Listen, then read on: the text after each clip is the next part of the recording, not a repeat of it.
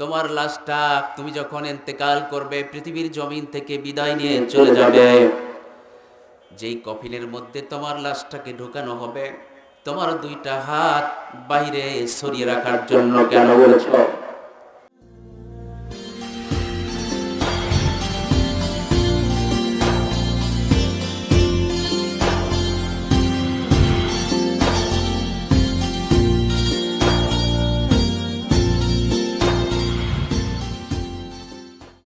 সাড়ে তিন হাত মাটির ঘরে রাইখায়া শোভাই, এ ঘর ছাড়া অন্য কোথাও যাবার উপায় নাই,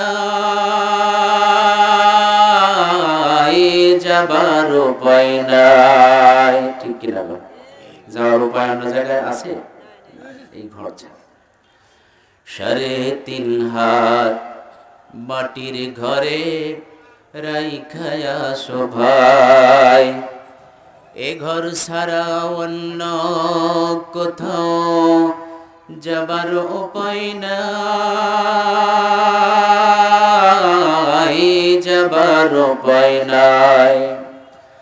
বাঁশের ছাউনি বিছাইয়া, বাঁশের ছাউনি, বাঁশের ছাউনি বিছাইয়া দাফন সাইরা দে,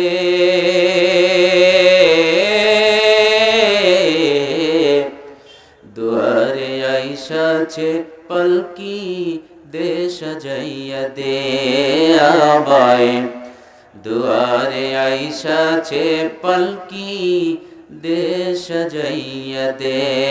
আল্লাহুম্মা সাল্লি আলা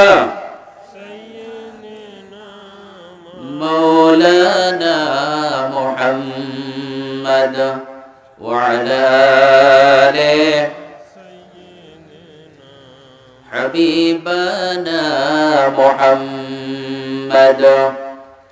সূরতে ইউসুফ বিদারি, হিকমতে লোকমান মা কারিয়ে কুরআনে বারি, আই দিল শাদে মানে মা বালাগল উলা বিকমালিহি কশফত দুজা বিজমালিহি حسنت جميع خصاله صلوا عليه وعليه। আলহামদুলিল্লাহ। মুআজ্জাজ মুহতারাম, ভাগ নাগরকান্দি ভাটোপাড়া মসজিদ, মাদ্রাসা এবং কবরস্থানের ম্যানেজিং কমিটি কর্তৃক আয়োজিত আজকের এই বাৎসরিক ঐতিহাসিক ইসলামী জালসার সম্মানিত সুযোগ্য সভাপতি জনাব মোহাম্মদ শাহজাহান আলী সাজু মাস্টার সাহেব, সভাপতি অত্র কবরস্থান কমিটি, আল্লাহ পাক আজকের জালসার জন্য ওনাকে কবুল আর মঞ্জুর করেন, সকলে বলে আমি। উনি কি এই মাহফিলে আছেন? আলহামদুলিল্লাহ ভাইজান, জি আলহামদুলিল্লাহ। আল্লাহ পাক যেন ইসলামের প্রতি আমৃত্যুকাল পর্যন্ত সভাপতি সাহেবকে টিকে থাকার তৌফিক দান করুন, সকলে বলি আমিন। আজকের জালসার সম্মানিত একান্ত শ্রদ্ধাভাজন ইসলামী সিফাসালা প্রচার এবং প্রসারক উজ্জ্বল নক্ষত্র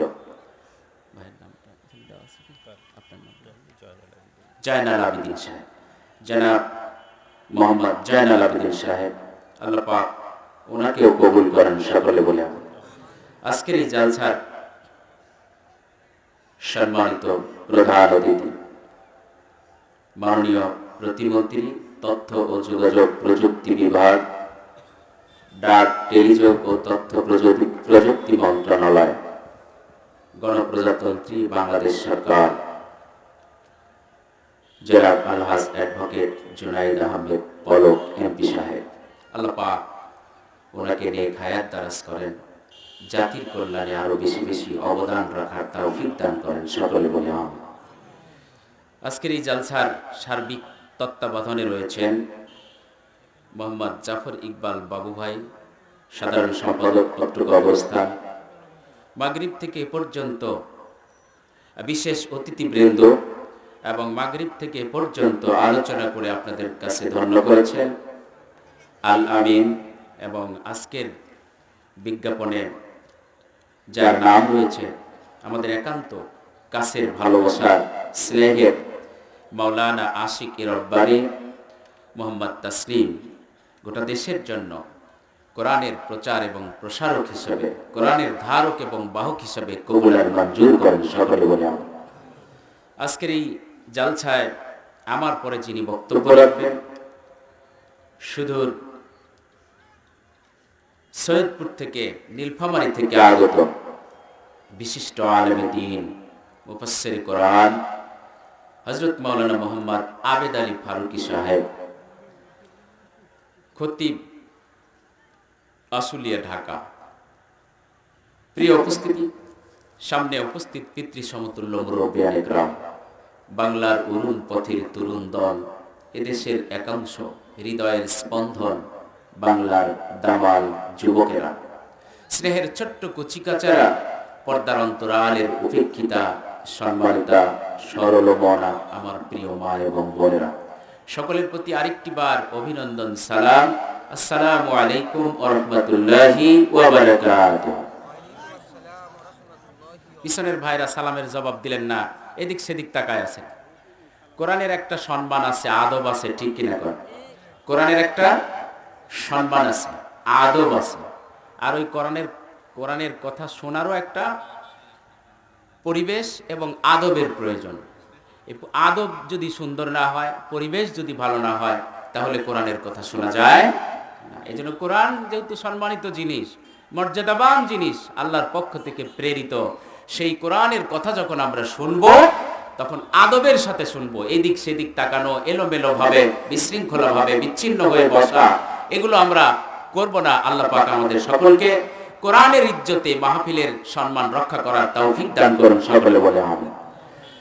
পর্দার অন্তরালের উপেক্ষিতা, সম্মানিতা, সরল মনা মা এবং বোনেরা, প্রিয় উপস্থিতি, আমরা প্রথমেই সেই মহান মনিবের দরবারে কালিমাতুশ শুকর আদায় করছি, যে মহান আল্লাহ তাবারক ওয়া তাআলা এলাকার অসংখ্য মানুষের মধ্য থেকে বাছাই করে নিয়ে আজকের এই এলাকার কোরআনের মাহফিলের জন্য জান্নাতের একটি বাগানে বসার পরিবেশ তৈরি করে দিয়েছেন। সেই মহান মনিবের দরবারে আমাদের হৃদয়টা উজাড় করে শুকরিয়া আদায় করব, আলহামদুলিল্লাহ। সকলেই বলছি আলহামদুলিল্লাহ। শতকোটি দরুদ এবং সালাম বিশ্ব মানবতার মহান শিক্ষক, যিনি এসেছিলেন পৃথিবীর অসংখ্য পথ ভোলা মানুষকে সঠিক পথের দিক নির্দেশনা দেওয়ার জন্য, যার আগমন ঘটেছিল একটি অসভ্য বর্বর ঘুণে ধরা সমাজকে উল্টে পাল্টিয়ে সভ্য সমাজে পরিণত করে দেওয়ার জন্য, যার আগমন ঘটেছিল এই পৃথিবীকে তার উম্মতদের সামনে একটি সুখী, সুন্দর, সমৃদ্ধশালী পৃথিবী উপহার দেওয়ার জন্য, কল্যাণমুখী পৃথিবী উপহার দেওয়ার জন্য, শান্তিমুখী পৃথিবী উপহার দেওয়ার জন্য। তিনি আর কেউ নয়, আমাদের পাড়ের কান্ডারি, কবরের কান্ডারি, মিজানের কান্ডারি, ফুলসিরাতের কান্ডারি, বিশ্বনেতা জনাবে মুহাম্মদ রাসূলুল্লাহ। সকলেই পড়ি সাল্লাল্লাহু আলাইহি ওয়াসাল্লাম। স্মরণ করছি সেই সমস্ত মর্দে মুজাহিদদের জন্য, বাংলার দামাল ভাইদেরকে, যারা 52 ভাষা আন্দোলনে জীবন দিয়েছেন, শহীদ হয়েছেন, ৭১-এর স্বাধীনতা যুদ্ধে জীবন দিয়েছেন, পঙ্গুত্ব বরণ করেছেন। আল্লাহ পাক তাদের সকলকে কবুল করেন, সকলে বলি আমিন। আর স্মরণ করছি সেই সমস্ত মুজাহিদ ভাইদেরকে, যারা আল্লাহর জমিনে আল্লাহর দ্বীনটাকে কায়েম করতে গিয়ে চোখ হারিয়েছেন, পা হারিয়েছেন, কারারুদ্ধ হয়েছেন, এমনকি ফাঁসির মঞ্চকে বরণ করে, হাসি মুখে বরণ করে শাহাদাতের পিয়ালা পান করেছেন। আল্লাহ পাক তাদেরকে শাহাদাতের মর্যাদা দিয়ে জান্নাতের সুউচ্চ স্থানে আশ্রয় দান করেন, সকলে বলি আমিন। আর জোরে বলি আমিন। প্রিয় উপস্থিতি, আসুন পবিত্র কোরআনুল কারীম থেকে আমরা আলোচনা করব ইনশাআল্লাহ। আমরা এখানে এসেছি কোরআনের কথা শোনার জন্য। কিসের কথা? একটু কথা বলবেন, সুবহানাল্লাহ বলবেন, আলহামদুলিল্লাহ বলবেন, আল্লাহু আকবার বলবেন। প্রিয় উপস্থিতি, আল্লাহু আকবার, সুবহানাল্লাহ, আলহামদুলিল্লাহ এগুলো পড়লে কি আপনাদের গুনাহ হবে? অপরাধ হবে? পাপ হবে? যদি অপরাধ না হয়, পাপ না হয়, তাহলে আমাদের আপত্তি কোথায় বলতে? নাকি সংশয় আছে, ভয় আছে? যদি জোরে বলি আলহামদুলিল্লাহ, আল্লাহু আকবার যদি জোরে বলি, সমস্যা আছে? ভয় আছে? ভয়ের কোনো কারণ নাই। আমরা মাঝে মধ্যে সুবহানাল্লাহ বলার প্রয়োজন হলে সুবহানাল্লাহ বলবো, আলহামদুলিল্লাহ বলার প্রয়োজন হলে আলহামদুলিল্লাহ বলবো। যদি আল্লাহর নামে স্লোগান দেওয়ার প্রয়োজন হয় সেটাও আমরা দেব। রাজি আছি তো ভাই? না ভয় করবেন যে এখানে কোনো জঙ্গিবাদী স্লোগান হচ্ছে নাকি? আরে আল্লাহর নামে স্লোগান দেওয়া, এই আল্লাহর নামে স্লোগান, এটা কোনো কারো কোনো দলেরও পৈতৃক সম্পত্তি নয়। ঠিক না? ঠিক। এই স্লোগানটা আওয়ামী লীগের জন্য, বিএনপির জন্য, জামাতের জন্য, জাতীয় পার্টির জন্য, ছোটর জন্য, বড়র জন্য, কালোর জন্য, সাদার জন্য, সকল ব্যক্তির জন্য আল্লাহু আকবার এই স্লোগান দেওয়া, এটা আল্লাহর হুকুম। জোরে বলেন ঠিক না? ঠিক। কার হুকুম? আল্লাহ কোরআনেই বলে দিয়েছে। প্রিয় হাজিরিন, এই জন্য আমরা আমাদের ভয়ের কোনো কারণ আছে? আধারে ভয় পেও না, আধারে ভয় পেও না, আলো আছে আড়ালে, কালো সব পালিয়ে যাবে তুমি উঠে দাঁড়ালে। আধারে ভয় পেও না, আধারে ভয় পেও না, আলো আছে আড়ালে, অন্ধকার পালিয়ে যাবে তুমি উঠে দাঁড়ালে, কালো সব পালিয়ে যাবে তুমি উঠে দাঁড়ালে। জোরে বল ঠিক কিনা? আরো জোরে বলতে হবে ঠিক না? ঠিক। এই জন্য আমরা আল্লাহর নাম উচ্চারণ করতে, আল্লাহর নামে স্লোগান দিতে কেউ আপত্তি করব, ভয়ের কোনো আশঙ্কা করব? আল্লাহ আমাদের সকলকে সেই তৌফিক দান করুন। সকলে বলে আমিন। প্রিয় উপস্থিতি, কোরআন থেকে আলোচনা শুনবো আমরা। কোথায় থেকে? ভূমিকা না বাড়িয়ে সরাসরি কোরআনের আলোচনায় চলে যাব ইনশাআল্লাহ। আল্লাহ রাব্বুল আলামিন কোরআনুল কারীমে বলেছেন, وَإِذَا قُرِئَ الْقُرْآنُ فَاسْتَمِعُوا لَهُ وَأَنصِتُوا لَعَلَّكُمْ تُرْحَمُونَ। আল্লাহু আকবার। কোরআনের কথা শুনতে হলে দুটো আমল করতে হবে। কয়টা আমল? সবাই বলুন, কয়টা আমল? দুইটা আমল। কোরআনের কথা শোনার জন্য দুইটা আমলের প্রয়োজন আছে। এই দুইটা আমল করেই কথা শুনতে হয়। কয়টা আমল? আল্লাহ রাব্বুল আলামিন বলেন, এক নাম্বার হলো ফাস্তামিউ, কোরআনের আলোচনা যখন তোমাদের সামনে উপস্থাপন করা হবে, কোরআনের কথাগুলো যখন তোমাদের সামনে তাফসীর করা হবে, ব্যাখ্যা করা হবে, নাজিলের ঐতিহাসিক প্রেক্ষাপটগুলো আলোচনা করা হবে, আমার আল্লাহ বলেছেন এক নম্বরে শর্ত দিয়েছেন ফাস্তামিউ, তোমরা শ্রবণ করবে মন দিয়ে, মনোযোগের সাথে তোমরা শ্রবণ করবে, অবহেলার সাথে তোমরা শ্রবণ করবে না, অলসতার সাথে তোমরা শ্রবণ করবে না, এদিক সেদিক তাকাবে না, টালকি ভালকি করবে না, উঠা বসা করবে না, নড়াচড়া করবে না। কোরআনের কথা যখন তোমরা শুনবে, তোমরা শ্রবণ করবে মন দিয়া, মনোযোগের সাথে শ্রবণ করবে। জোরে বলি সুবহানাল্লাহ। কার কথা এটা? আরো জোরে বলুন, কার কথা?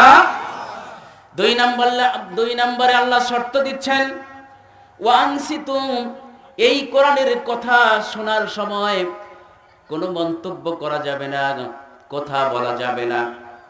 যখন আলোচনা করা হয় চুপ থেকে আলোচনাগুলো মন দিয়ে শুনতে হবে। কোরআনের আলোচনা যখন হয় কোনো কথা বার্তা বলা যাবে না, চুপ করে মন দিয়ে কোরআনের কথা শুনতে হবে। জোরে বলি আল্লাহু আকবার।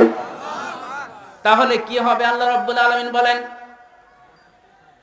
লাআল্লাকুম তুরহামুন। তাহলে কি হবে? আল্লাহর পক্ষ থেকে কোরআন পাগল বান্দাদের উপরে রহমত নাজিল হয়ে যাবে। জোরে বলি সুবহানাল্লাহ। কি নাজিল হবে? রহমত নাজিল হবে। এই দুটো আমল করলে, কয়টা আমল?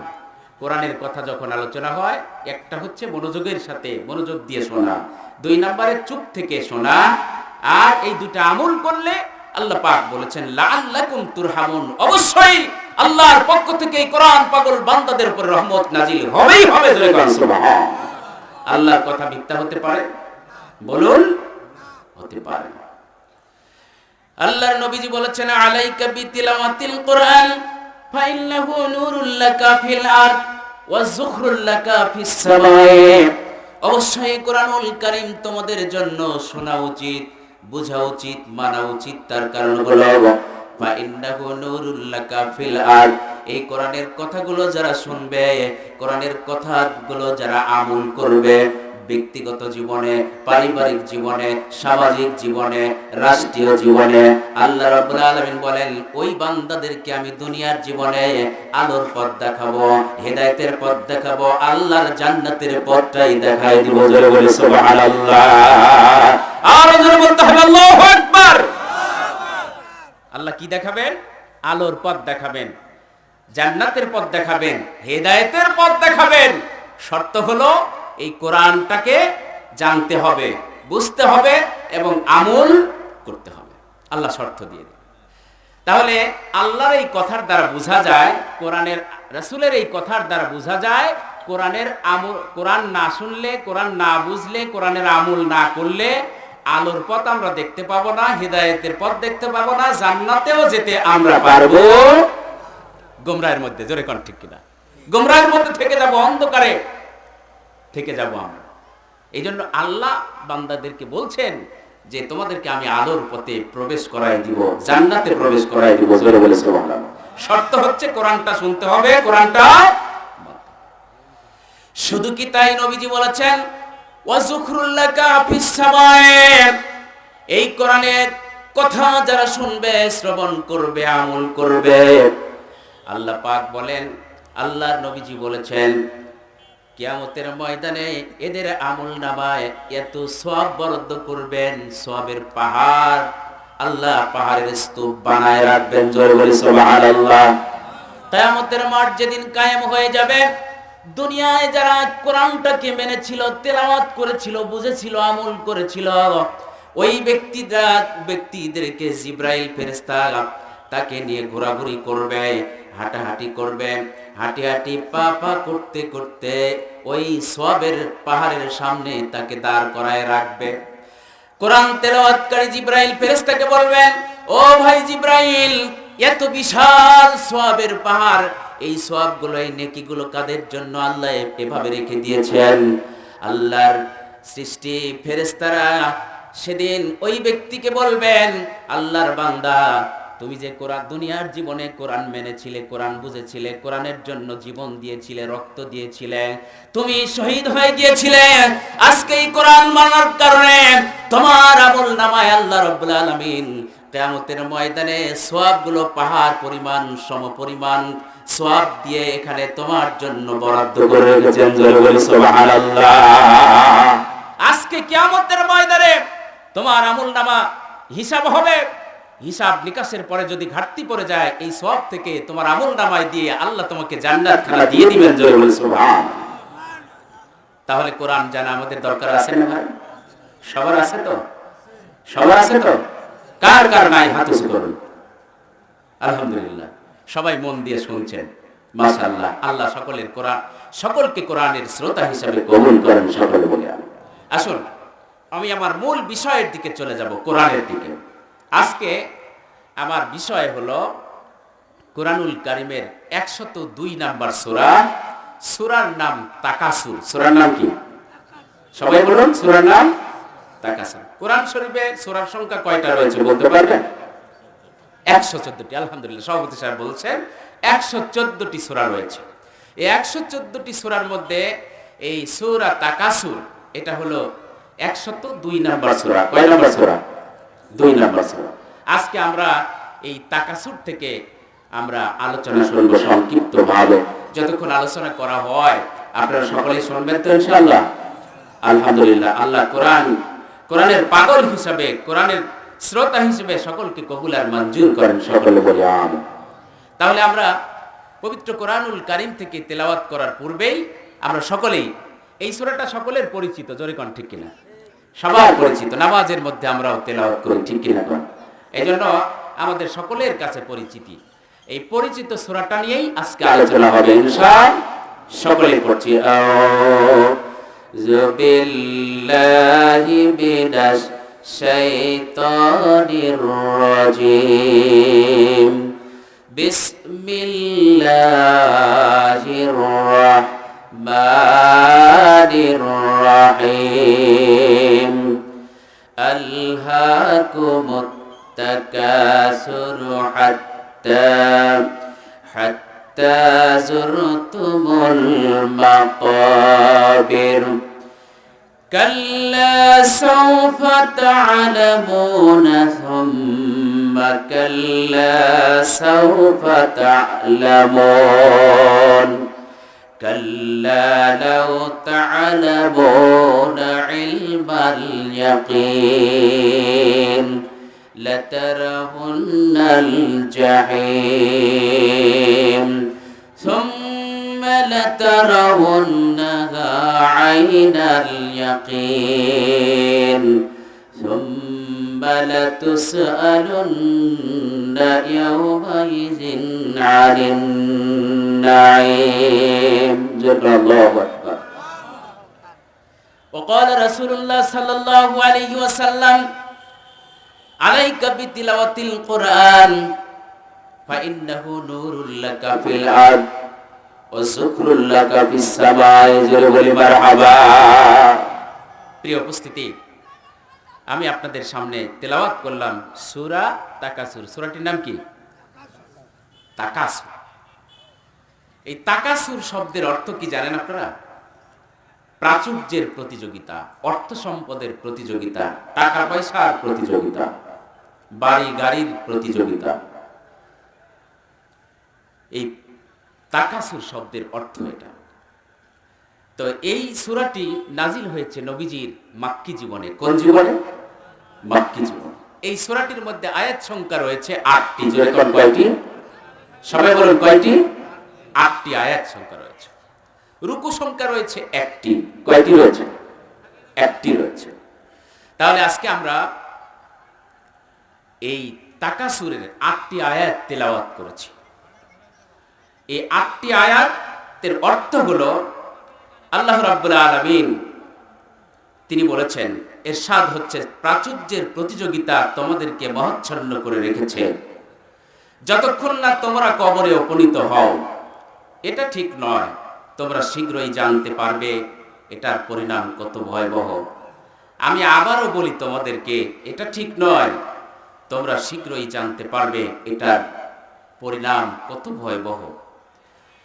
সাবধান হয়ে যাও, তোমাদের নিশ্চিত জ্ঞান থাকতে অবশ্যই তোমরা মহাচ্ছন্ন হতে না। তোমরা তো জাহান্নাম দেখবেই, আবারও বলি, তোমরা তো জাহান্নাম দেখবেই, এরপর অবশ্যই সেদিন তোমাদেরকে তার নিয়ামত সম্পর্কে আল্লাহর কাছে জিজ্ঞাসিত হতে হবে। প্রিয় উপস্থিতি, আমরা আয়াত তেলাওয়াত করলাম এবং আয়াতের অর্থটাও শিখলাম। নবীজি বলেছেন সহিহ ইবনে মাজার হাদিসে, আবু যার গিফারি রাদিয়াল্লাহু তাআলা হইতে হাদিসটি বর্ণিত। নবীজি বলেছেন, কোরআনের একটি আয়াত যদি কেউ অর্থ সহ তেলাওয়াত করে, 100 রাকাত নফল নামাজ পড়লে যে সওয়াব হবে, একটি আয়াতের অর্থ সহ তেলাওয়াত করলে 100 রাকাত নফল নামাজের সমপরিমাণ সওয়াব আল্লাহ তাআলা আমলনামায় লিখে দেন। জোরে বলে সুবহানাল্লাহ। আল্লাহর নবীজি বলেন, এটাও সহিহ ইবনে মাজার হাদিস, হযরতে আবু যার গিফারি রাদিয়াল্লাহু তাআলা হইতে বর্ণিত।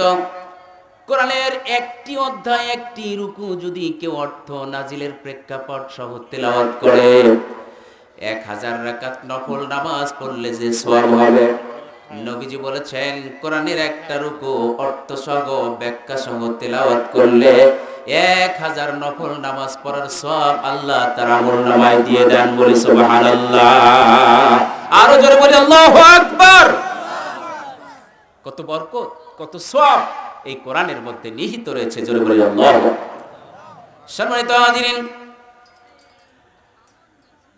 এই জন্য আমরা আয়াত শুনলাম কয়টা? 8টা। কয়টা?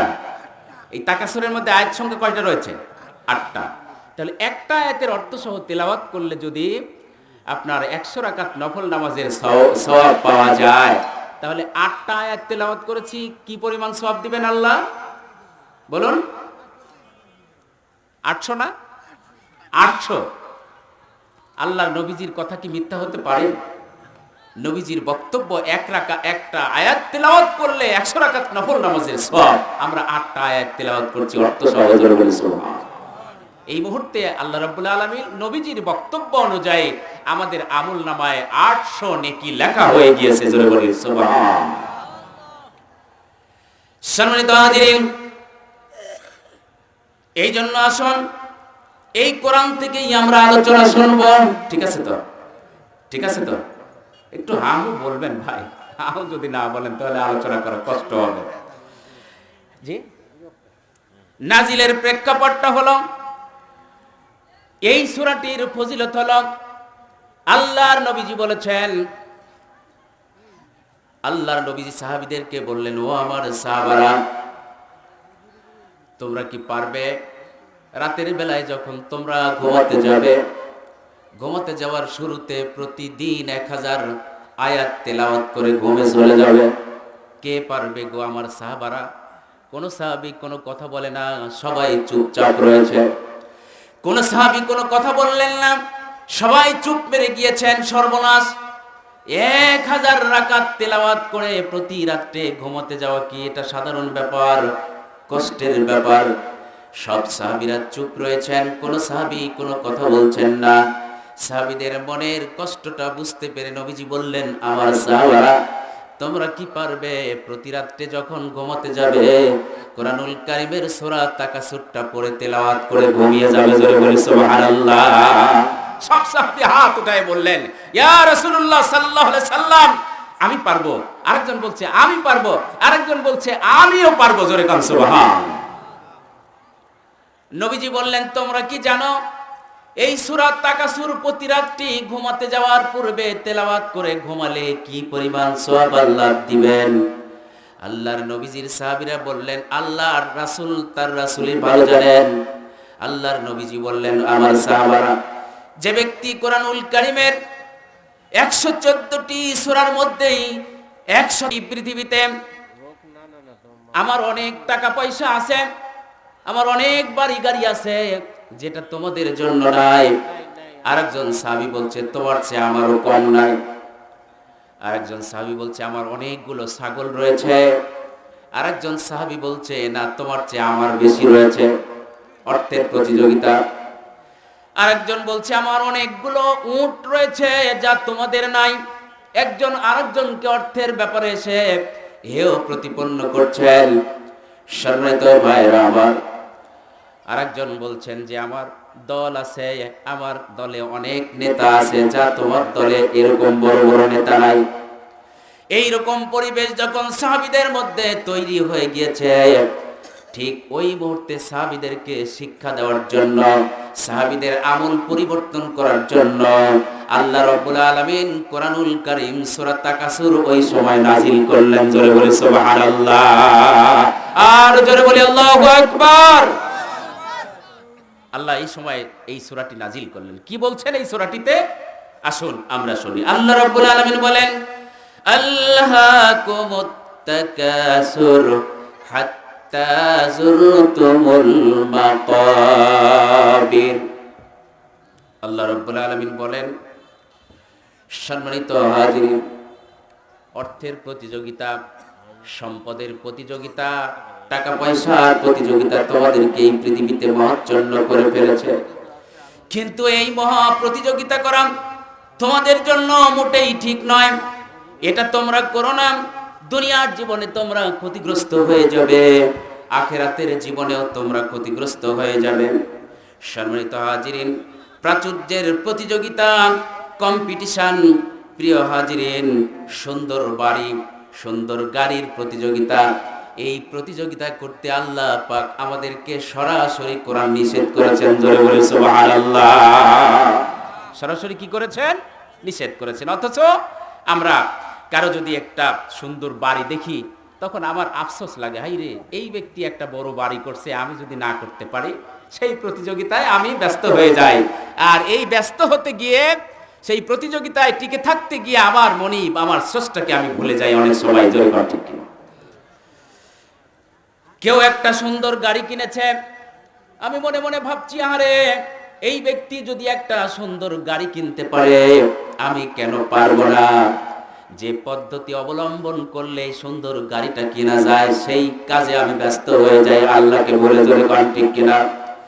সম্মানিত হাজিরিন, কেউ আবার সুন্দর একটা জামা পরেছে, হঠাৎ করে দেখলেন একসাথেই চলছেন, দেখলেন তার বন্ধুর জামাটা খুব সুন্দর লাগছে, খুব দামি। সে চিন্তা করলো, হাই রে, আমি যদি এরকম দামি জামাটা না পরতে পারি তাহলে এটা আফসোস থেকে যাবে, ঠিক কিনা? সেই চেষ্টায় আমরা কি হয়ে যাই? ব্যস্ত হয়ে যাই। আবার দেখবেন অনেক সময় কোরবানির সময় এই কোরবানি কেনারও প্রতিযোগিতা লাগে। জোরে কর ঠিক কিনা? একজন 50,000 টাকা দিয়ে কিনছে, আর একজন চিন্তা করছে, আরে ও যদি 50,000 টাকা দিয়ে গরিব মানুষ কিনতে পারে, আমি তাহলে 1 লাখ টাকা দিয়ে কিনবো। জোরে কর ঠিক কিনা? আরেকজন চিন্তা করলো, যদি 1 লাখ টাকা দিয়ে কিনতে পারে, আমি কিনবো 1.5 লাখ টাকা দিয়ে। জোরে কর ঠিক কিনা? এইরকম প্রতিযোগিতা হতে হতে হতে হতে কমপক্ষে একটা গরু, এই কোরবানির গরু 20 লাখ 30 লাখ টাকা দিয়েও ক্রয় হয়। জোরে কর ঠিক না? এটা অর্থের প্রতিযোগিতা। আল্লাহ বলছেন, অবশ্যই এই প্রতিযোগিতা করাটা তোমাদের ঠিক নয়। কারণ এই প্রতিযোগিতা করতে গিয়ে তোমরা কি হয়ে যাবে? ক্ষতিগ্রস্ত হয়ে যাবে। সম্মানিত হাজিরিন, এমনও পৃথিবীতে আছি আমরা, এই প্রতিযোগিতা মরে যাওয়ার পরেও করি। জোরে কোন ঠিক না? ঠিক। বাবা মারা গিয়েছে, আপনজনদের মধ্য থেকে মারা গিয়েছে, টাকা আছে, অনেক অনেক টাকা আছে, এই জন্য বাবা মারা যাওয়ার পরে আবার আমরা কবরটাও পাকা করি। জোরে কোন ঠিক কিনা? এই পৃথিবীতে, এই দেশে এমনও ধনী ব্যক্তির কবর রয়েছে, মার্বেল দামি দামি পাথর দ্বারা কবরটাকে তৈরি করেছে। জোরে কোন ঠিক কিনা? লাভটা কি হবে? কোনো লাভ নাই এই প্রতিযোগিতা। তোমার টাকা আছে, পয়সা আছে, কি হয়েছে? তাই বলে তুমি তোমার বাবার কবরটা দামি দামি পাথর দিয়ে এটা তৈরি করবে আর মাপ পেয়ে যাবে? এটা কখনো সম্ভব? এটা ঠিক নয়। আল্লাহর নবীজি বললেন, আলীকে ডেকে, আলী রে, যা ওই কবরস্থানে গিয়ে যাদের কবরগুলো পাকা করা হয়েছে, অনেক টাকা পয়সা অপচয় করা হয়েছে, যে কবরগুলো উঁচু রয়েছে, সব উঁচু কবরগুলোকে ভেঙ্গে তোমরা মাটির সাথে মিশিয়ে দাও। জোরে বল সুবহানাল্লাহ। কারণ কি হবে? ওই জায়গায় টাকা খরচ করে। জোরে কোন ঠিক না? ঠিক। সম্মানিত ভাইয়ের আমার, প্রয়োজনে কবরস্থানের পবিত্রতাটা রক্ষা করার জন্য চারিদিকে প্রাচীর করা যেতে পারে। জোরে কোন ঠিক কিনা? মদিনার বুকে জান্নাতুল বাকিতে কবরগুলো যারা হজ করতে গিয়ে দেখে এসেছেন, কোন সাহাবীর কবরগুলো দামি দামি মার্বেল দিয়ে পাকা করা আছে কি ভাই? নাই, শুধু একটা পাথর খাড়া করে দেওয়া হয়েছে, আর আরবিতে নাম লেখা রয়েছে, এটা অমুকের কবর, এটা অমুক সাহাবীর কবর। জোরে কোন ঠিক না? ঠিক। সম্মানিত হাজিরিন, এই অর্থের প্রতিযোগিতা করা দুনিয়া এবং আখিরাতে মানুষ ক্ষতিগ্রস্ত হয়ে যাবে। জোরে কোন ঠিক না? ঠিক। ওই যে আমার যদি একটা সিংড়াতে বাড়ি থাকে, চিন্তায় ব্যস্ত হয়ে যায়, নাটোর শহরে যদি একটা বাড়ি করতে পারতাম, নাটোরেও হয়ে গেল, সিদ্ধান্ত নিলাম নাটোর তো হয়ে গেল, এবার রাজশাহী বিভাগে একটা কেমনে বাড়ি করা যায়, ঠিক না? ঠিক। সেটাও হয়ে গেল। চিন্তা করলাম টাকা তো অনেক রয়েছে, টাকার অভাব নাই, রাজধানীতে একটা বাড়ি করা দরকার, সেটাও হয়ে গেল। জোরে কোন ঠিক কিনা? ওটা যখন হয়ে গেল, প্রতিযোগিতা চলছে, এই কানাডা সিঙ্গাপুর শহরে আমার একটা বাড়ির প্রয়োজন। জোরে কোন ঠিক কিনা? এই প্রতিযোগিতায় আমরা ব্যস্ত হয়ে গিয়েছি। জোরে কোন ঠিক কিনা? সম্মানিত হাজিরিন, পৃথিবীর ইতিহাস লক্ষ্য করলে দেখা যায়, দুবাই যখন 818 মিটার একটা টাওয়ার তৈরি করলো, যেই টাওয়ারটির নাম হচ্ছে দুবাই টাওয়ার। টাওয়ারটির নাম কি? Dubai tower. এবার সৌদি আরব ওই টাওয়ারটা দেখে চিন্তা করলো, ওর চাইতে তো আমার একটা বড় টাওয়ার তৈরি করা দরকার, যেহেতু আমার রাষ্ট্রে স্বয়ং সম্পূর্ণ স্বর্ণ দিয়ে ভরপুর। জোরে কোন ঠিক না? ঠিক।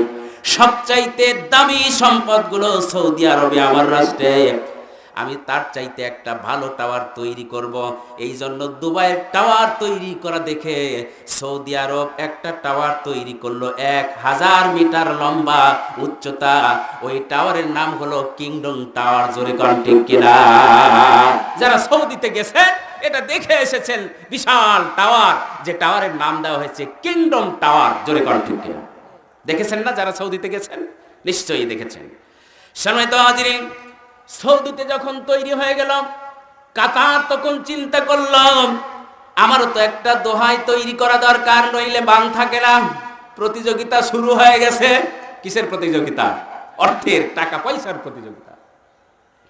প্রতিযোগিতা শুরু হয়ে গিয়েছে।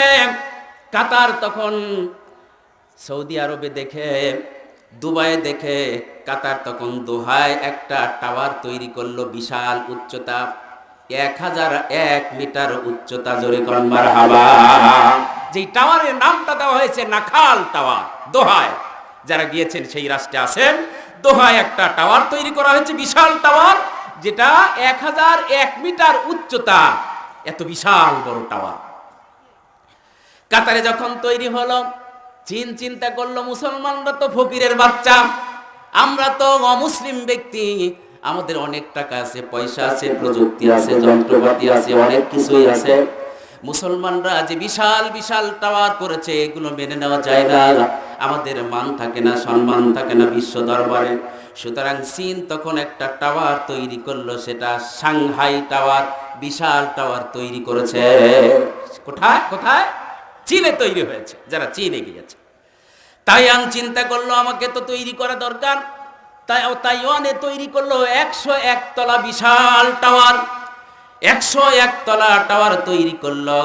ওইটা দেখে দেখে মালয়েশিয়া একটা টাওয়ার তৈরি করলো, যে টাওয়ারটির নাম দেওয়া হয়েছে এলকেসিসি টাওয়ার, যেটা যেটা পাশাপাশি বিশাল বিশাল বড় বড় দুইটা টাওয়ার, 88 বাই 88, এত বিশাল বড় বড় দুইটা টাওয়ার তৈরি করেছে মালয়েশিয়া। প্রতিযোগিতা চলছে। কিসের প্রতিযোগিতা? কিসের প্রতিযোগিতা? অর্থের প্রতিযোগিতা, সম্পদের প্রতিযোগিতা, টাকা পয়সার প্রতিযোগিতা চলছে। প্রিয় ভাইরা আমার, এইবার মালয়েশিয়া যখন এলকেসিসি টাওয়ার তৈরি করলো, রিয়াদ তখন আবারও তৈরি করলো। সর্বনাশ, ওরা তো প্রতিযোগিতা শুরু করছে, দেখে দেখে তৈরি করছে, তাদের সে তো আবার আরেকটা টাওয়ার তৈরি করা দরকার। এবার সৌদি আরবের রিয়াদে একটা বিশাল টাওয়ার তৈরি করলো, যেটার উচ্চতা 120 তলা। রিয়াদ টাওয়ার। জোরে কোন মারহাবা। 120 তলা বিশাল টাওয়ার তৈরি করলো, যে টাওয়ারটির নাম দেওয়া হয়েছে রিয়াদ টাওয়ার। সম্মানিত হাজিরিন, এই সমস্ত বিশাল বিশাল টাওয়ার দিয়ে কি হবে? বিশাল বিশাল বিল্ডিং দিয়ে কি হবে? সব তো একদিন ফেলে রেখে আপনাকে আমাকে চলে যেতে হবে। কারণ আপনি আর আমি তো একদিন নেকেট হয়ে, অলঙ্গ হয়ে আল্লাহর কাছ থেকে আব্বার মায়ের পেটের মাধ্যমে এসেছি। জোরে কোন ঠিক কিনা? যেদিন আমি দুনিয়াতে এসেছি ওই দিন তো আপনি আর আমি অলঙ্গ ছিলাম। জোরে কোন ঠিক কিনা? কিছু কি নিয়ে আসতে পেরেছিলাম? কিছু কি নিয়ে এসেছিলাম? না, কিছু নিয়ে আসতে পারিনি। আবার আপনি আর আমি এখান থেকে, এই দুনিয়ার জীবন থেকে যখন চলে যাব আল্লাহর কাছে, খালি হাতে যেমন ভাবে এসেছিলাম আবার ওই রকম ভাবেই খালি হাতে চলে যেতে হবে। জোরে কোন ঠিক কিনা? আমার বলে আমি সবই বিফল করিলাম, আমার বলে আমি সবই বিফল করিলাম, অবশেষে খালি হাতে কবরেতে চলিলাম। ঠিক কিনা? অবশেষে আবার খালি হাতে চলে গেলাম। মরণের ভয় এই জন্য আমাদেরকে আনতে হবে। প্রিয় হাজির, এই পৃথিবীতে মরণের ভয় করতে হবে। মরণের ভয় কি আমাদের আছে?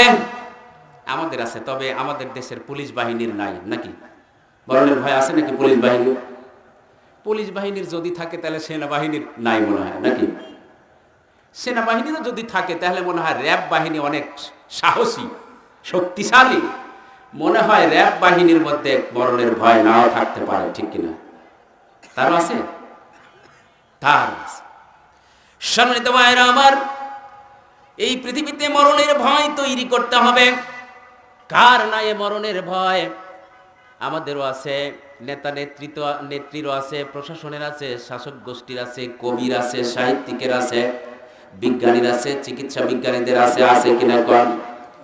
শোনাতো ভাইরা আবার কত দেখেছি বেগম আম্মাজান বেগম খালেদা জিয়ার কোনো মিটিংয়ে যদি একটা বোমা বাস্ট হয়, তাহলে তাকে রেখে নেতারা সব পালিয়ে যাবে, মরণের ভয় ওইখানে আর থাকবে না। ঠিক না ঠিক? থাকবে কি? আমাদের মাননীয় প্রধানমন্ত্রীর কোনো মিটিংয়ে আল্লাহ না করুক যদি কোনো বোমা বাস্ট হয়, তাহলে কর্মীরা নেত্রীকে রেখে পালিয়ে চলে যাবে, কারণ মরণের ভয়টা হলো আলাদা জিনিস। ধরে কান ঠিক কিনা? সম্মানিত ভাইরা আবার এই যে পত্রিকায় দেখেছিলাম, ফেসবুকে দেখেছিলাম, আমেরিকার সবচাইতে শক্তিশালী প্রেসিডেন্ট কিছুদিন আগে তার পদত্যাগ হয়েছে, আরেকজন প্রেসিডেন্ট হয়েছে।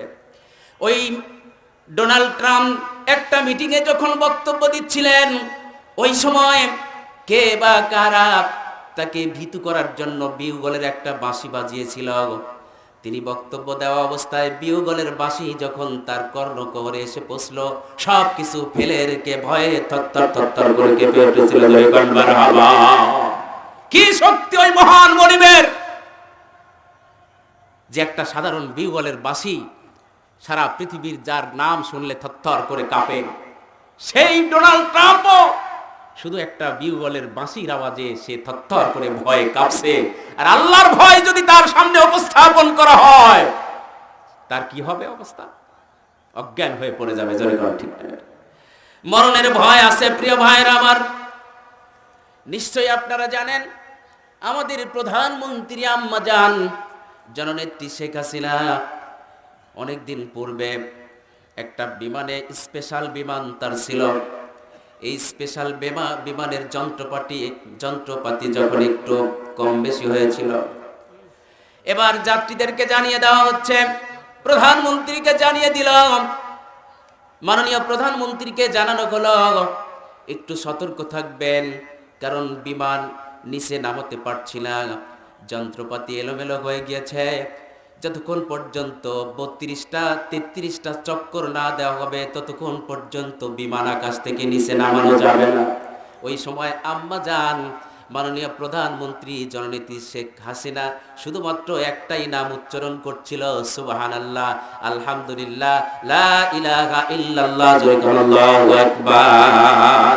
আরো জোরে বলতে হবে আল্লাহু আকবার। আল্লাহ ছাড়া বাঁচানোর কোনো কেউ নাই। আল্লাহ যদি বাঁচান আমরা বাঁচতে পারবো। জোরে কোন ঠিক না ঠিক? আল্লাহ যদি আমাদেরকে নিয়ে যান, পৃথিবীর কেউ ঠেকাতে পারবে?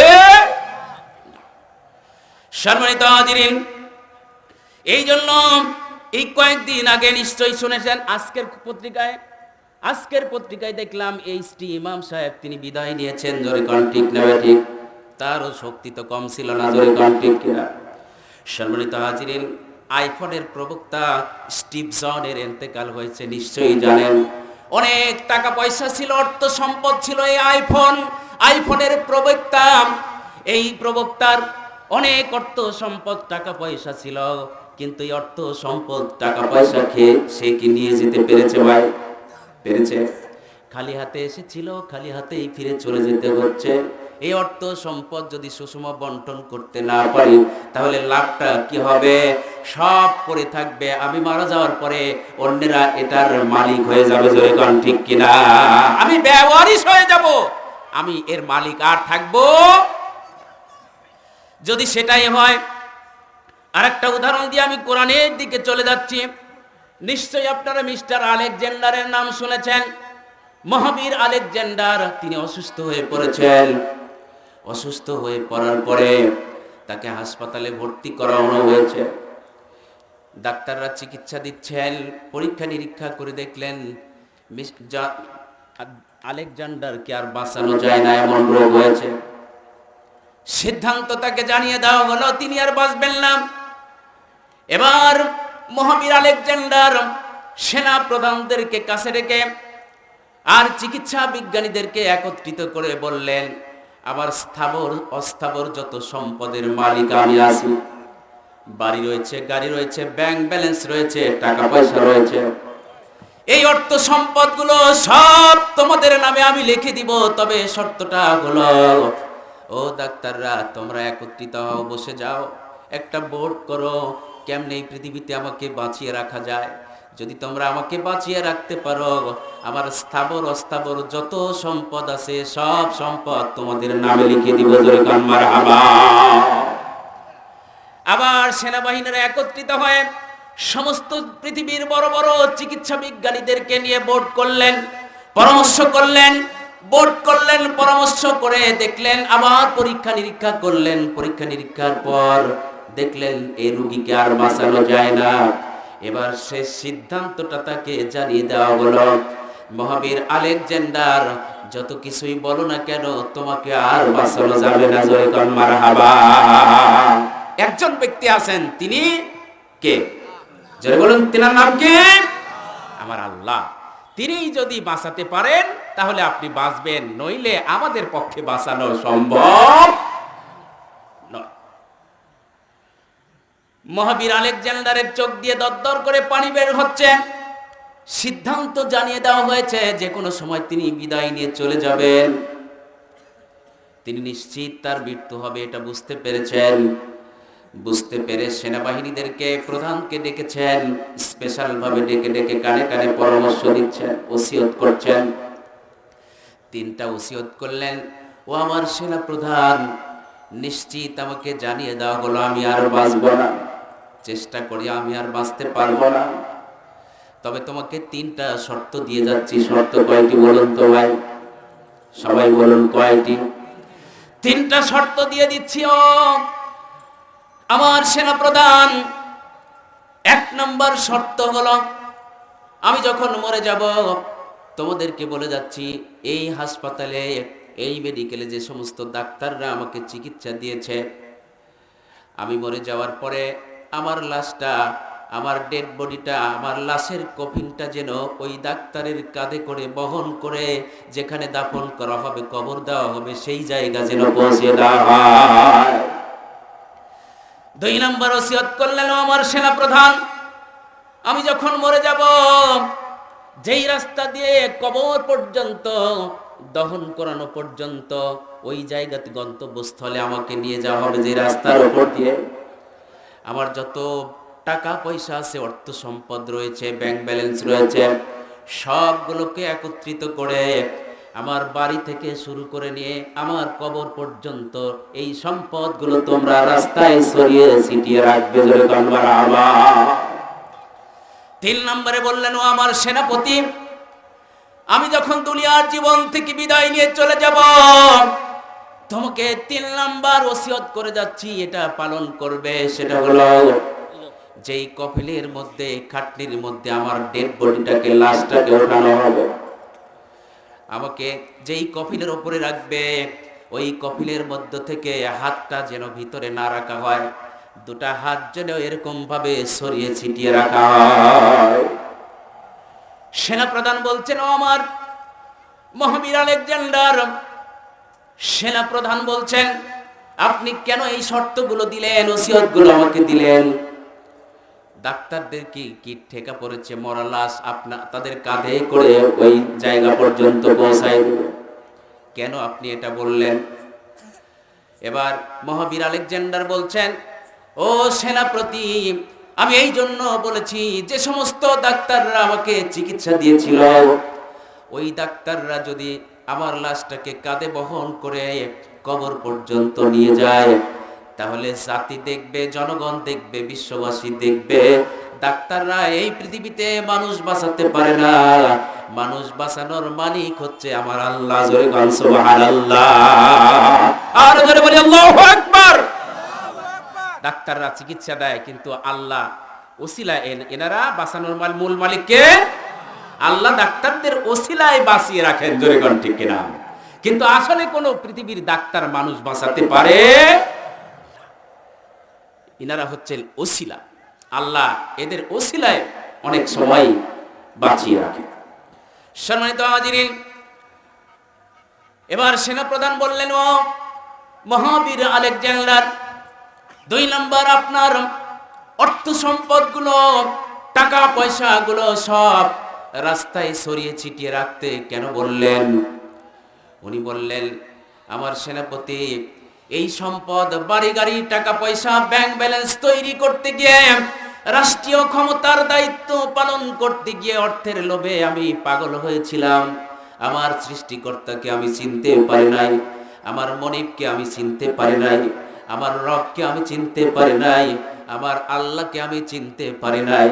আমার আল্লাহকে ভুলে গিয়েছিলাম, আমার আল্লাহর প্রতি আমি ঈমান আনতে পারি নাই। জোরে কোন মারহাবা।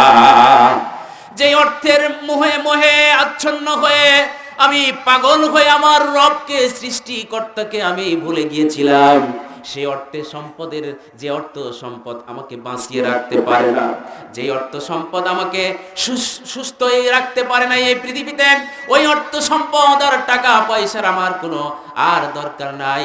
তোমরা এগুলো রাস্তায় ছড়িয়ে ছিটিয়ে দাও, অথবা কোনো গরিব মিসকিন কাঙ্গালদের মাঝে বিলিয়ে দাও। জোরে কোন মারহাবা।